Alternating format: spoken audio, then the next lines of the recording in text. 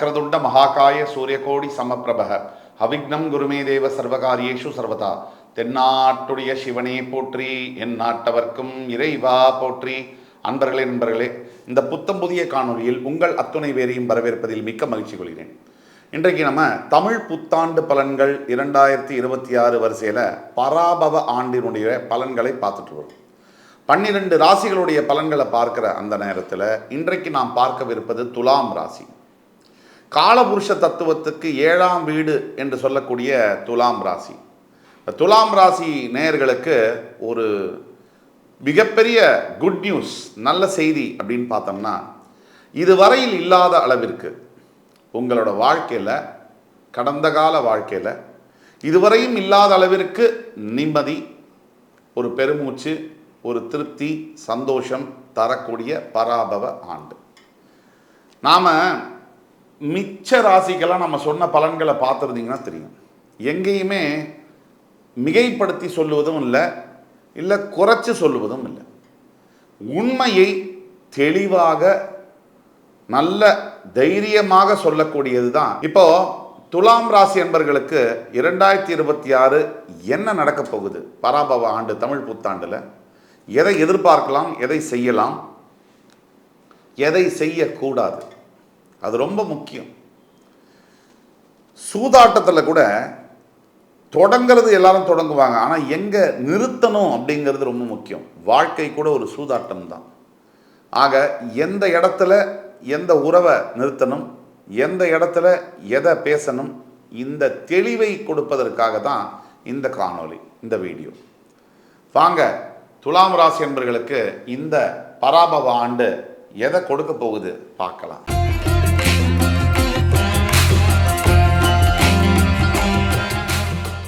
ஒட்டுமொத்த பராபவ ஆண்டில் ஓவராலாக சொல்லணும்னா 90% உங்களுக்கு பாசிட்டிவான பலன்கள் இருக்கு. ஒரு 10% மட்டும் சின்ன சின்ன பிரச்சனைகள் வரலாம். இதுதான் இந்த ஆண்டு நீங்கள் எதிர்பார்க்கக்கூடிய விஷயங்கள். இந்த 6ஆம் வீடு மீன ராசியில் சனி பகவான் இருக்கிறார். 5ஆம் வீட்டில் ராகு இருக்கிறார். உங்களுடைய 9ஆம் வீட்டில் குரு இருக்கிறார். உங்களுடைய 10ஆம் வீட்டிற்கு குரு ஜூன் 2ஆம் தேதி வரவிருக்கிறார். கடகத்திற்கு உச்சம் பெறவிருக்கிறார். உங்களுடைய 2, 4, 6ஆம் வீடுகளை குரு பகவான் பார்க்கவிருக்கிறார். உங்களுடைய 11ஆம் வீட்டில் தற்சமயம் கேது இருக்கிறார். இவ்வளவுதான். இந்த செட்டப்பில் உங்களுக்கு என்ன நடக்க போகுது அதை பற்றி தான் பார்க்க போகிறோம். துலாம் ராசி நேயர்களுக்கு 6ஆம் வீட்டில் கிட்டத்தட்ட ஏப்ரல் 17ஆம் தேதி கூட்டு கிரகங்கள் இருப்பாங்க. சனி, செவ்வாய், புதன் இப்படி போன்ற கூட்டு கிரகங்கள் வரக்கூடிய வாய்ப்புகள் நிறைய இருக்குது. அந்த கூட்டு கிரகங்கள்னால சில ஆபத்துகள். என்ன ஆபத்து?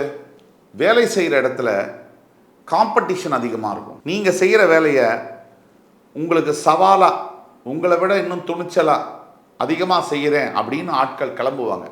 செய்ய மாட்டாங்க, செய்யவும் முடியாது.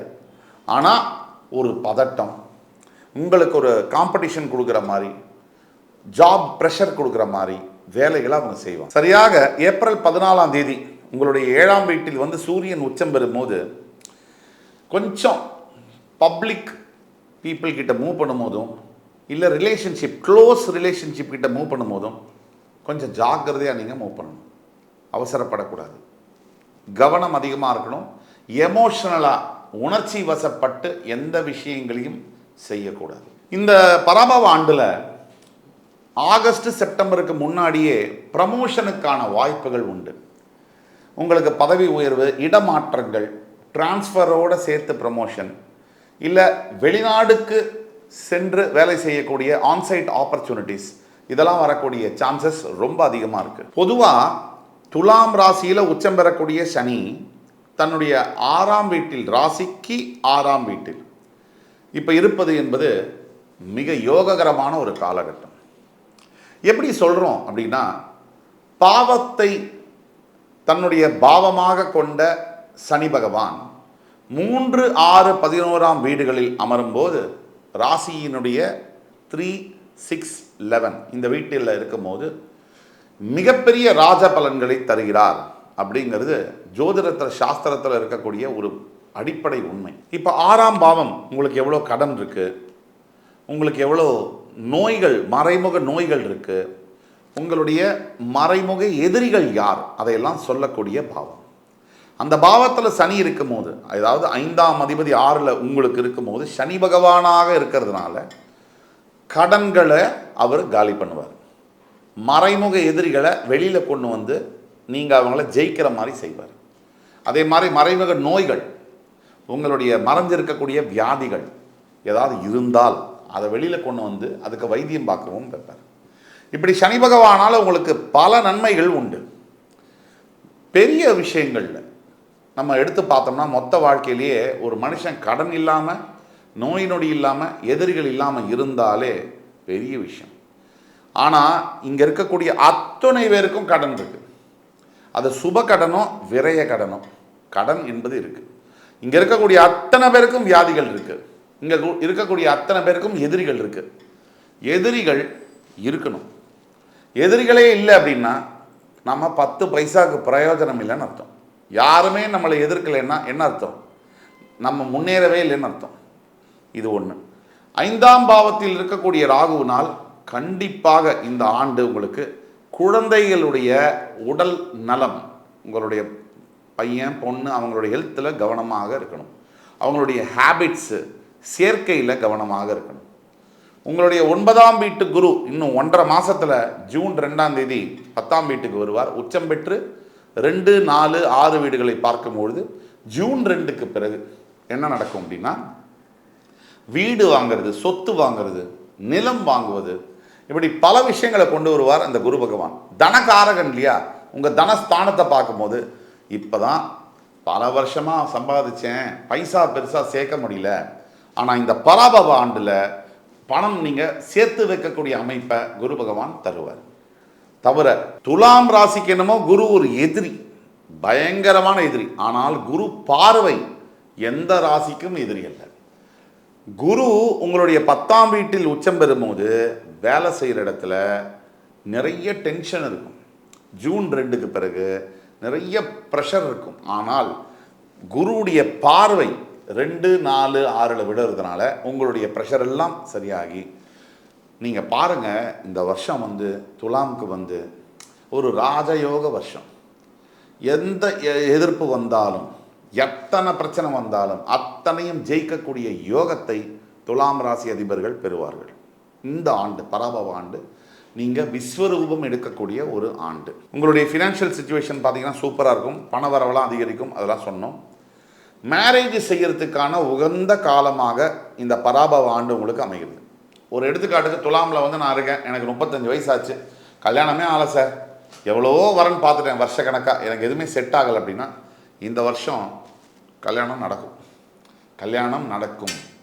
அதில் ஒரு சின்ன சூட்சம், குலதெய்வ வழிபாடு அதை நீங்கள் பண்ணதுக்கு அப்புறமா கல்யாண முயற்சியில் ஈடுபடணும். இதுதான் முக்கியம். மாணவ மாணவியர்களுக்கு, துலாம் ராசியில் இருக்கக்கூடியவர்களுக்கு மருத்துவ படிப்பு படிப்பதற்கான ஒரு ஆண்டாக இது அமைகிறது. மெடிக்கல் அட்மிஷன் யாருக்காவது வேணும்னு சொன்னால் இந்த ஆண்டு நீங்கள் நினச்சபடி அமைகிறதுக்கான ஆண்டு. எவ்வளவு காம்படிஷன் இருந்தாலும் நீங்கள் அந்த காம்படிஷனில் ஜெயிக்க போகிறீங்க. பெரிய பெரிய கவர்மெண்ட் காம்படிட்டிவ் எக்ஸாம்ஸாக இருக்கட்டும், இல்லை தனியார் நடத்தக்கூடிய காம்படிட்டிவ் எக்ஸாம்ஸாக இருக்கட்டும், எதுலேயுமே நீங்கள் ஜெயிக்கக்கூடிய வாய்ப்புகள் இருக்குது. 6ஆம் வீட்டில் கூட்டு கிரகங்கள் ஏப்ரல் 14ஆம் தேதி வருவதனால கொஞ்சம் ஹெல்த்தில் ஏப்ரல் மாதத்துலேருந்து மே மாதம் முடிகிற வரைக்கும் கவனமாக இருக்கணும். ரொம்ப கவனம் தேவை. இது எப்படின்னா, ஜீரண சக்தியிலையோ இல்லை உடம்பு சூடுலையோ இல்லை மைனர் இன்ஜுரிஸோ சின்ன சின்ன விபத்துகளோ நடக்கக்கூடிய வாய்ப்புகள் இருக்கிறதுனால ஜாக்கிரதையாக இருக்கணும். ஒட்டு மொத்தத்தில் துலாம் ராசி என்பவர்களுக்கு இந்த 10ஆம் பாவத்தில் குரு வந்த உடனே வேலையில் பிரச்சனைகள் வரத்தான் செய்யும், கொடசல் வரத்தான் செய்யும். ஜூன் 2க்கு பிறகு 11ஆம் வீட்டில் இருக்கக்கூடிய கேதுவினால் சில பேருக்கு வேலை போகிற அளவுக்கு கிட்ட கொண்டு போயிட்டு மறுபடியும் ஜெயிச்சிடும், அதே வேலையில் சஸ்டெயின் பண்ணிடும். ஜூன் 2லேருந்து செப்டம்பர் 22 வரைக்கும் புது வேலையை தேடுறேன், இதெல்லாம் நீங்கள் செய்யக்கூடாது, அவாய்ட் பண்ணணும். புது ஜாபை தேடுறேன், புதுசாக கெரியர் அதெல்லாம் வேண்டாம். எந்த பிஸ்னஸ்க்கு மாறுறேன் அதெல்லாம் வேண்டாம். இருக்கிற வேலையை பிடிச்சிக்கிறதுல இருக்கணும். பயங்கர யோகமான காலம் இது அப்படின்னு ஏன் சொல்கிறோம்? கிட்டத்தட்ட ஒரு 25-30 வருஷத்துக்கு ஒரு தடவை வரக்கூடிய காலம்னு ஏன் சொல்கிறோம்? ஏன்னா சனி 6ல் போய் உட்கார்ந்துருக்காரு. இதுதான் மெயின் பாயிண்ட்டு. 1, குரு உங்களுடைய 2, 4, 6 வீடுகளை பார்க்க போகிறார். இது ரெண்டும் சேர்ந்து. தவிர இப்போ நம்ம பேசக்கூடியதெல்லாம் கோச்சார பலன்கள், அதாவது பொது பலன்கள். உங்களுடைய பிறப்பு ஜாதகத்தில் உங்களுடைய வாழ்க்கையில் உங்களுக்கு என்ன நடக்கும் இந்த பராபவ ஆண்டில் அப்படின்னு தெரிஞ்சுக்கிடுமா? உங்களுடைய கல்யாண வாழ்க்கையில் பிரச்சனைகள் இருக்கா? கல்யாணம் நடக்கிறதுல பிரச்சனைகள் இருக்கா? உங்களுக்கு தனிப்பட்ட வாழ்க்கையில் நிறைய கேள்விகள் இருக்கா? கீழே கொடுக்கப்பட்டுள்ள வாட்ஸ்அப் நம்பர் எங்களை தொடர்பு கொண்டு கேளுங்க. ஆன்லைன் கன்சல்டேஷன் மூலியமாக இல்லை நேரில் கன்சல்டேஷன் மூலியமாக இன்பர்சன் மூலியமாக உங்களுடைய அத்துணை வாழ்க்கை பிரச்சனைகளுக்கும் துல்லியமான பலனை தர முடியும். உங்களுடைய வாழ்க்கைக்கு சரியான பாத் அண்ட் டைரக்ஷனை கொடுக்க முடியும். இந்த பரிகாரம் அப்படின்னு எடுத்தோம்னா துலாம் ராசிக்காரர்களுக்கு முக்கியமான ஒரு பரிகாரம் என்னென்னா, அப்பா அம்மா இருந்தாங்கன்னா அவங்களுக்கு மனசு சந்தோஷப்படுற அளவுக்கு அடுத்த மினிமம் 3 மாதமாவது நீங்கள் அவங்கள மனசு சந்தோஷப்படுற அளவுக்கு ஏதாவது செய்யணும். தவிர கணவன் மனைவியையும் மனைவி கணவனையும் கொஞ்சம் ரெஸ்பெக்ட் பண்ணி நடத்தணும். இது ரொம்ப ரொம்ப முக்கியம். இதுக்கு பிறகு இன்னொரு முக்கிய பரிகாரம் என்ன அப்படின்னு பார்த்தீங்கன்னா, திருவண்ணாமலையில் கிரிவலம் வருவதும், அதே மாதிரி இண்டோர் போக முடிஞ்சவங்களுக்கு மகா காளேஸ்வர் அப்படின்ற கோவில் இருக்குது இண்டோரில். அதாவது நீங்கள் அந்த கர்ப்ப கிரகத்தில் இருக்கக்கூடிய சிவனை தொடலாம், ஜோதிர்லிங்கம் அது. ஆக அந்த ஸ்தலத்துக்கு போய் வருவதும் பெரிய வாழ்க்கை மாற்றங்களை நடத்தும். இதில் சந்தேகமே தேவையில்லை. இந்த காணொலி உங்களுக்கு பிடிச்சிருக்கும்னு நம்புகிறேன். அடுத்து வரும் காணொலியில் மறுபடி உங்கள் எல்லோரையும் சந்திக்கும் வரை உங்களிடமிருந்து விடைபெறுவது உங்கள் சுபாஷ் பாலகிருஷ்ணன். நன்றி, வணக்கம், வாழ்க வளமுடன்.